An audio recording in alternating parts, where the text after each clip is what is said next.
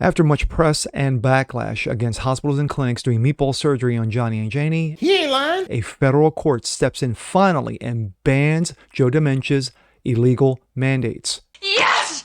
Yes! Thank God. Woo! I'm Jazz Berganzo, and this is What's Next. How do you know that you're a man? How do I know that I'm a, I guess because I got a dick. That's gold, Jerry. Gold!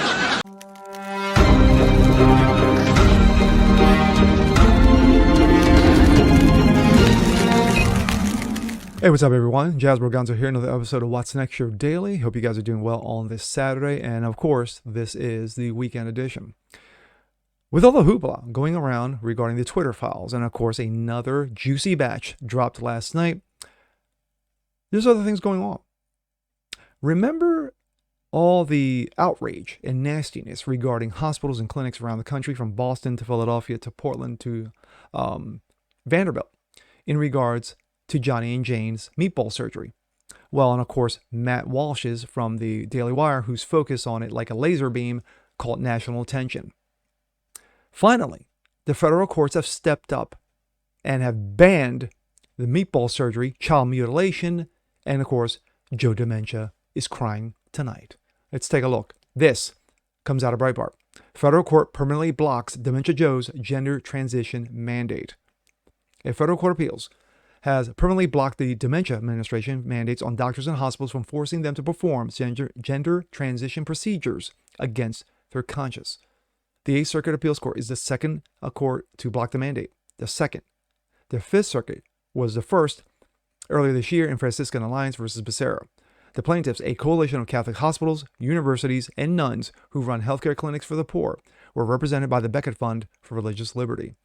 The federal court, quote unquote, has no business forcing doctors to violate their conscience or perform controversial procedures that could permanently harm their patients, Becket Vice President and Senior Counsel Luke Goodrich said in a press release. This is common sense ruling that protects patients, aligns with best medical practices, ensures doctors can follow the Hippocratic oath of do no harm. Yeah, remember that? How did that work for abortion? After inheriting the mandate from the Obama administration, the Biden Dementia sought to force doctors to perform gender transition surgeries and mutilation and prescribe puberty blockers, cross-sex hormone drugs, and other procedures.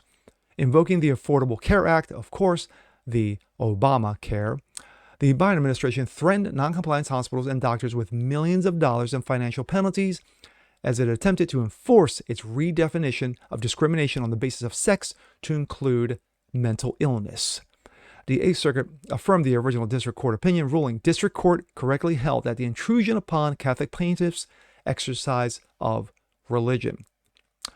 On a media call Friday afternoon, Goodrich said today's decision is a huge win for religious freedom, but not only for religious freedom, but for common sense and sound medical judgment. The ruling is somewhat narrow, that only parties in the case are protected by permanent injunction. Despite that, the rulings do not set a strong precedent for other doctors to obtain similar procedures in the future. Just because a federal court banned it doesn't mean it won't go to the Supreme Court, which it probably likely will. Today's victory sets an important precedent in religious healthcare professionals are free to practice medicine in accordance to their consciousness and experience professional judgment, Goodrich said. The government's attempt to force doctors to go against their consciences was bad for patients, doctors, and bad for religious liberty. The Biden administration has 45 days to ask for a full panel of the Eighth Circuit judges to rehear the case, or 90 days to appeal the Supreme Court. I'm going with the latter. Goodrich said that on that call, he doubts that the Dementia will go forward with an appeal. The case is Sisters of Mercy versus Becerra, U.S. Court of Appeals for the Eighth Circuit. It's about damn time. Now, of course, the Fifth Circuit Court of Appeals actually was the first to strike this down. And of course, that got very little airplay, only because with everything going on between dementia stupidity and, of course, the whole situation with Musk buying Twitter. Now we have the Eighth Circuit step up and say, you know what? We're going to strike this down. We're going to agree with the Fifth Circuit. And of course, a permanent ban. Now, as I just read, dementia has 45 days to appeal, or 90 days. 90 days to appeal. 45 days to appeal, and 90 days for the Supreme Court. They don't think he'll do it. because Dementia Joe is dementia.